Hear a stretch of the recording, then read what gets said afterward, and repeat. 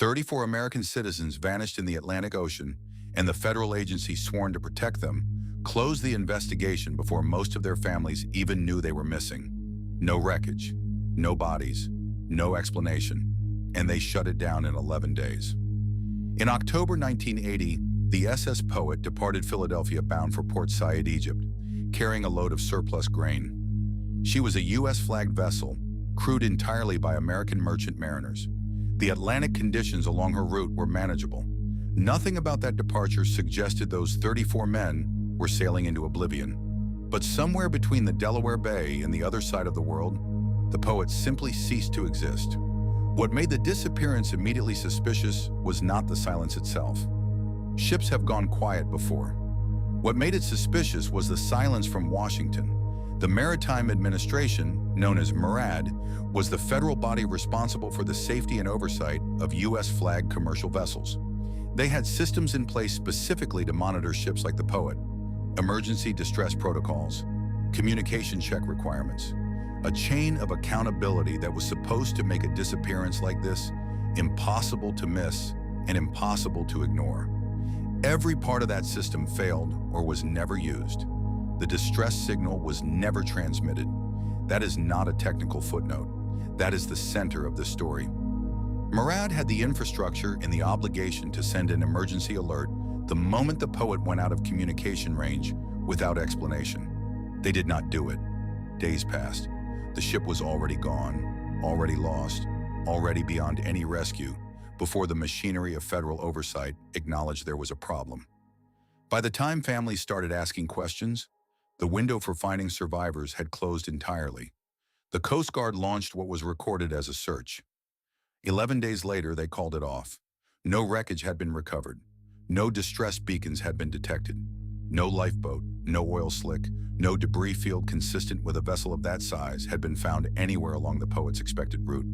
In a normal maritime investigation, the absence of physical evidence would extend the search, deepen the inquiry, trigger congressional pressure. Here, it did the opposite. The lack of answers became the justification for stopping. They closed the file and they walked away from 34 American men as if the obligation had been met. The SS Poet left Philadelphia on October 24, 1980, carrying 26,000 tons of surplus grain bound for Egypt. The weather was unremarkable. The seas were manageable. There was no storm system, no recorded mechanical distress, no mayday.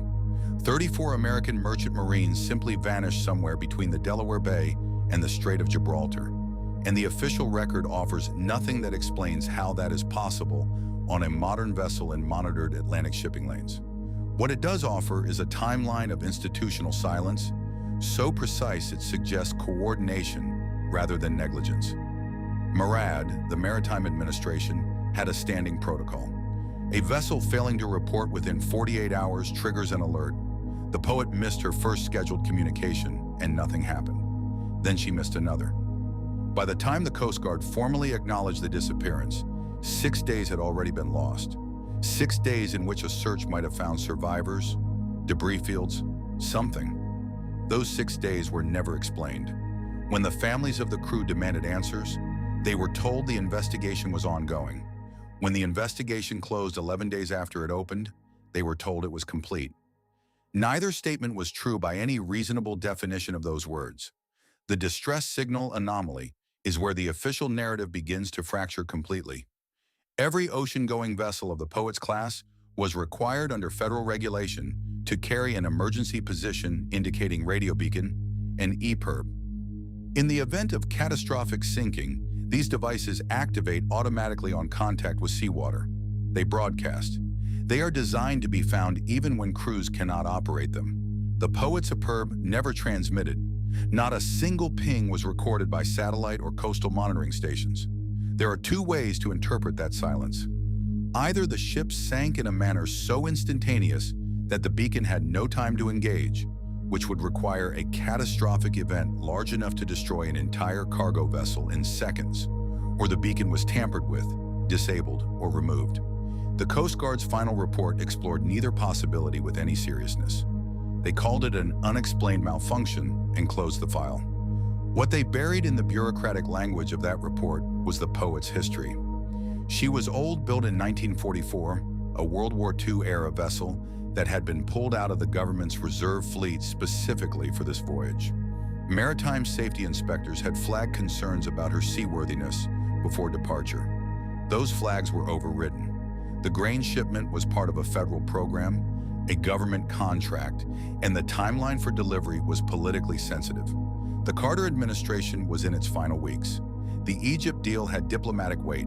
Families of the crew would later argue in congressional testimony that the ship was sent out knowing she was not fully seaworthy, and that when she was lost, the agencies responsible for authorizing that voyage had every reason to close the investigation before it became a liability. The 11-day shutdown is not a bureaucratic accident. It is a conclusion that preceded the investigation. There were people who knew something was wrong before the search officially ended. A merchant marine officer, unconnected to the poet but familiar with the shipping lanes, filed a statement claiming he had observed an unidentified vessel in distress in the North Atlantic during the relevant window. That statement was received, logged, and then disappeared from the evidentiary record. A communications officer at a coastal monitoring station reported an anomalous signal in the correct frequency range on October 27th, 3 days after the poet departed. The signal was brief, fragmented, and could not be fully decoded. It was noted in an internal log and never entered into the official investigation. The families found it years later through a Freedom of Information request. By then, there was no one left in the relevant agencies who would confirm what it was or why it had been excluded.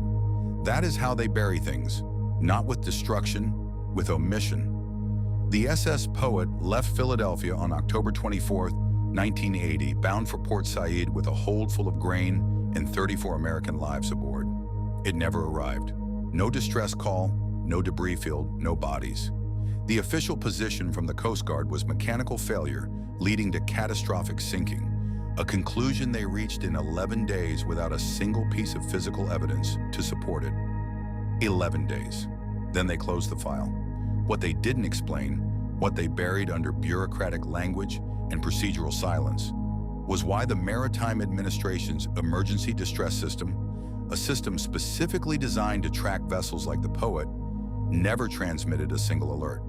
The ship carried MARAD monitoring equipment. That equipment had one job. It failed or it was never activated, and no one in any federal office has ever been made to answer for that distinction. What the families eventually uncovered through years of fighting is that the Poet had a documented history of structural problems, that her seaworthiness had been questioned before departure, and that the cargo she carried, grain-bound for Egypt, moved through channels that placed her squarely inside Cold War supply politics at one of the tensest moments of the post-Iran hostage landscape.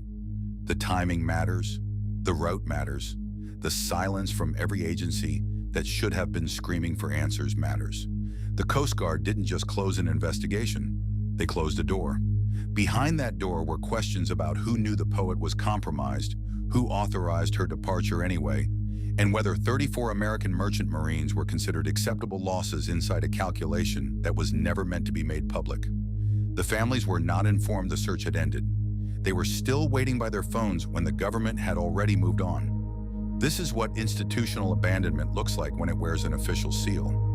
34 men with names, with families, with union cards and sea licenses, erased inside 11 days by the same government that was supposed to protect them. The SS Poet is not a mystery.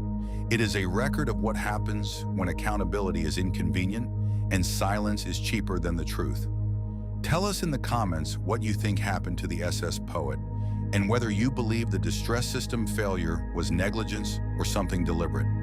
If this is the kind of buried truth you want brought into the light, subscribe to What They Buried, because every week we dig up another story they hoped you'd never find.